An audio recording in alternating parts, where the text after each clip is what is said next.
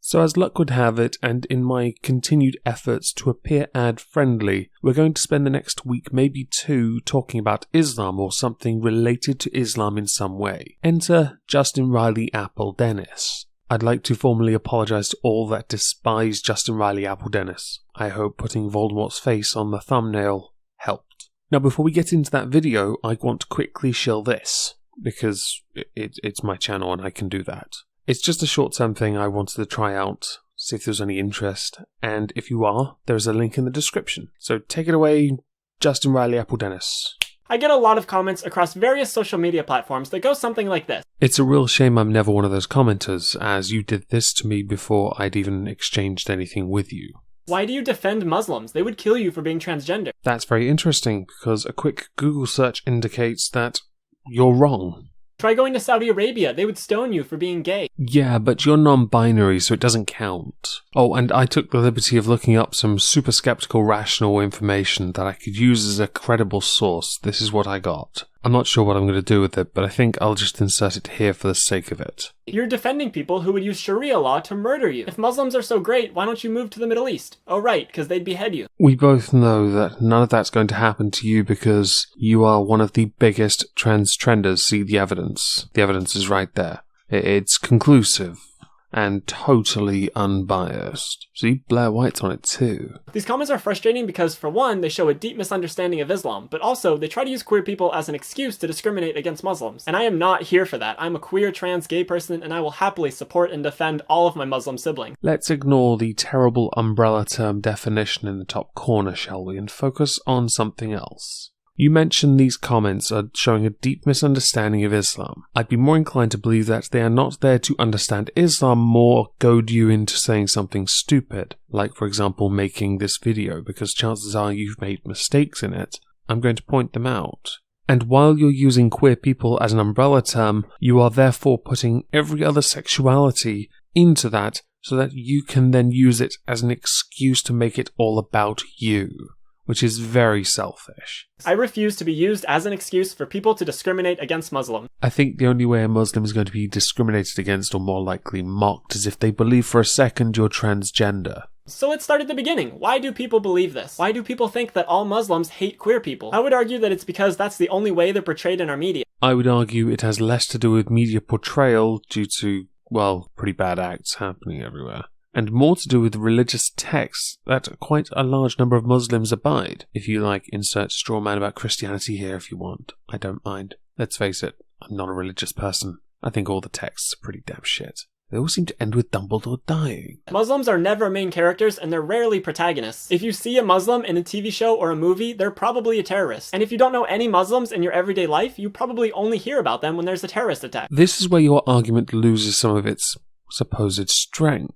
If you did any digging whatsoever and weren't so desperate to virtue signal for your Muslim siblings with their representation that no one's asking for, you'd find comic book characters easily enough. For example, Miss Marvel. No jokes, there is a Muslim protagonist, Miss Marvel. But also, because you're so focused on the West, you're ignoring the fact that in other areas of the world where there are a predominantly Muslim society, or there are quite large populations of Muslims within the country, India for example, you will find on Hindu televisions Muslim protagonists. But there are 1.6 billion Muslims in this world. That's a lot of people, way too many for them to all share the exact same beliefs and principles. While I have no doubt 99.99999% think you're an absolute idiot, I do think there are mitigating factors, like for example, if the Muslim in question is living in a country that is predominantly not. I live in a country that is over 40% atheist. We do have a pocket of Muslims in our country. We have some issues with communities, yes, but we do also have Muslims that have fully integrated and are very much British. They, in other countries that are more densely Muslim or less tolerant of the West,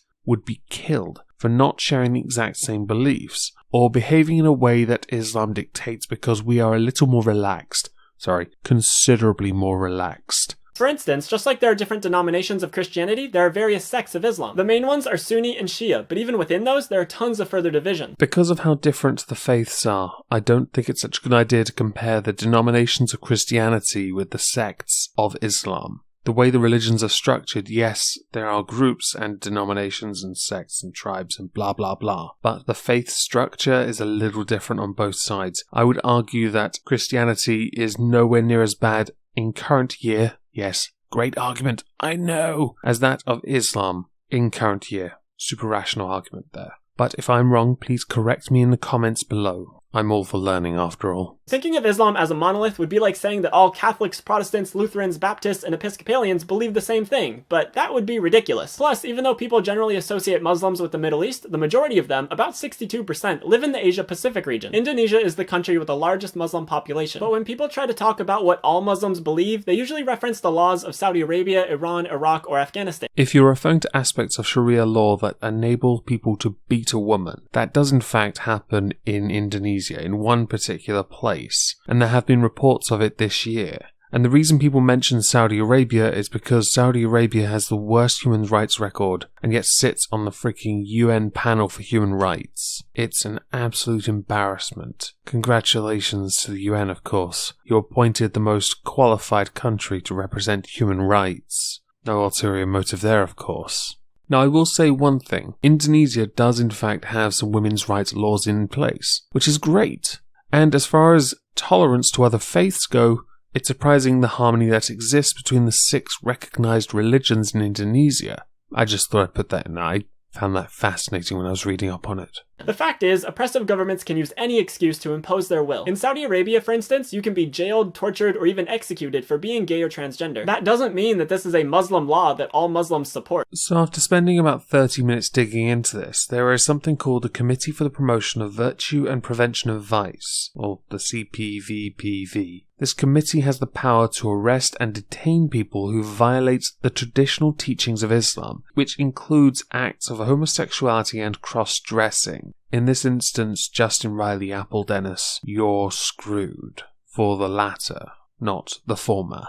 And in the Saudi Arabia, there is no criminal code, as most of the legal system is consisted of royal decrees and legal opinions, which are of course super efficient, of Muslim judges and clerics. Just thought I'd put this in there as well. You're welcome. It's a horrible law, but it's a law put in place by the Saudi Arabian government, not the religion of Islam. It'd be kind of like if we had no separation of church and state and the Westboro Baptist Church was in charge. Do you think they'd be very kind to gay people? Of course not, but that wouldn't represent all Christians. I freaking knew you were going to use the Westboro Baptist Church. Such a terrible argument to make. 40 nut jobs.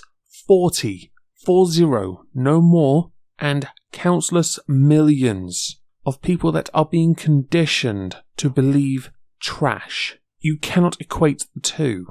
Just by using the Westboro Baptist Church, you show you don't have much of an argument because you're so desperate to use Christianity as an example. And the best one you've got is 40 people whose only funding comes from law firms that they own.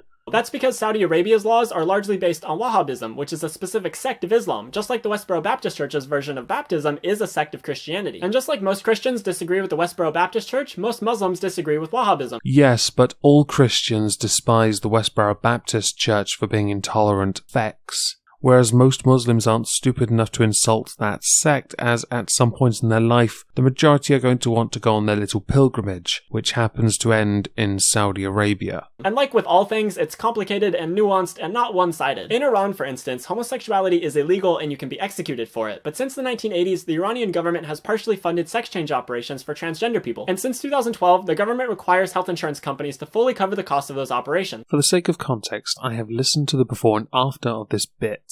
It does raise a problem. You speak of a lack of gay rights and then segue to partial funding for gender reassignment surgery. It implies something. Now, I'm not going to outright say what it is because I don't want to be accused of strawmanning, but I will instead point out that Iran has a reputation for pushing gay people in the direction of having surgery under the guise of that person being trapped in the body of the wrong sex. So noble, right? I mean, who wouldn't want it to be a societal thing that gay people are being told they are the wrong gender and give incentives like assisted funding? As a somewhat comical side note, you identify as a trans lesbian. Now, hypothetically, say you live in Iran. What would happen? Would you be encouraged to have surgery? Well, that sounds wrong. You know why? Because you're a lesbian, so what happens? But as proof that anti-queer laws are straight from Islam, people love to point to Sharia law, which they tend to think is one list of rules set forth in the Quran that all Muslims follow. However, Sharia law is different depending on who you ask, and it draws from both the Quran and the Sunnah, which consists of a bunch of different texts. Because of this, different sects have different definitions of Sharia law. For some, it's praying 5 times a day and not drinking alcohol, but for others, it's stoning gay people to death. For the sake of this next part, I'm going to play a roughly 3 minutes long clip from a 3-hour stream that featured on Kraut's second channel. The stream was intended for Tim Blake, but he was struck down at the time so he couldn't stream. And there's a segment about Sharia law that Habib covers, along with ranting feminist Jeff Holiday and of course Kraut. So enjoy.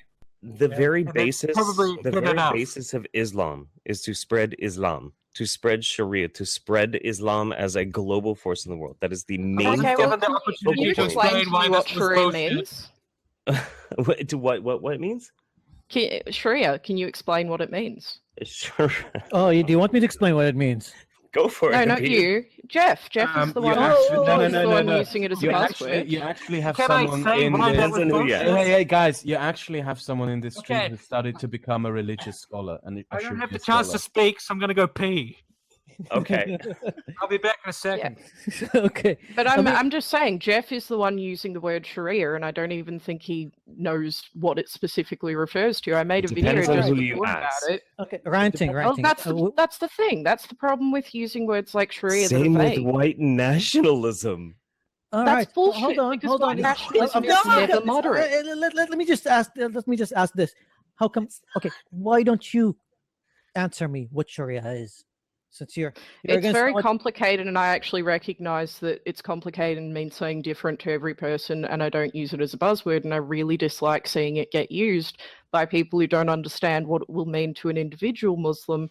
When you ask the average Muslim, do you follow Sharia, they will interpret that to mean, do you follow the word of God, not do you support beheadings and shit. And that's where I think the distinction is, and I dislike that people sort of are trying to demonize Muslims when they say they like Sharia, as if that means that they like beheadings and stuff, when it's not entirely the same. Sharia is a very complicated subject, from what I understand. I don't really like your answer because you didn't really give me an answer. The answer depends on who you ask. And no, Sharia has an actual definition to it. It has an actual, like, we study that in school, like in elementary school, what Sharia is. Basically, it's the combination of the Quran, the Sunnah, and the Sirah. Quran is basically the word of God. Hadith is the Sunnah, is basically what Muhammad says to his people. And Sirah is his autobiography, like as told by his followers. And it's a combination of all those three. Are you an ex-Muslim or current Muslim? Or ex-Muslim. And I was, in my youth, I studied to be pretty much a Sharia scholar. So, I suppose what I meant was that it's not something, it's very broad what it applies to, the rules of Sharia. And I think that, what was it? Shit, my mind's gone. All right. Do you know why? Do you know why most Muslims? Broad. Do you know why most Muslims would just go like, I just believe in the Quran and stuff. I don't know, because we are trained from our like the first time you go to a mosque when you're a kid, you just go like, whenever you have any problem, just come to your imam. Don't think, don't read the sources on your own. Most Muslims don't really read the Quran. Most Muslims have no idea what the hadith says. And they just, the idea that they, because, I mean, this is the main reason why they can't really integrate into secular societies or a free-thinking society, because they're trained from their youth not to be free thinkers. There are several passages in the Quran that people use to justify that, but none of them explicitly say that you have to kill gay people. They're kind of vague and open to interpretation, especially depending on how you translate them. Then it is rather unfortunate that quite a few people seem to interpret it as an opportunity to throw them off buildings, when they're not being forced or given incentives into gender reassignment surgery. That interpretation is the key, of course, and that causes problems because there is no clear unity. And it's the same with a lot of religions. However, nothing is vague about homosexuality in the Christian Bible. Leviticus 18:22 says that it's an abomination, and Leviticus 20:13 says that if a man has sex with a man, you have to put him to death. Quite a few times in this video, you've approached something from the position of presenting an informal fallacy as if it is somehow valid. You cannot compare Islam and Christianity. It is that simple. And you certainly can't do it as if the end result means that Islam is somehow more tolerant when you've already proven yourself it is not.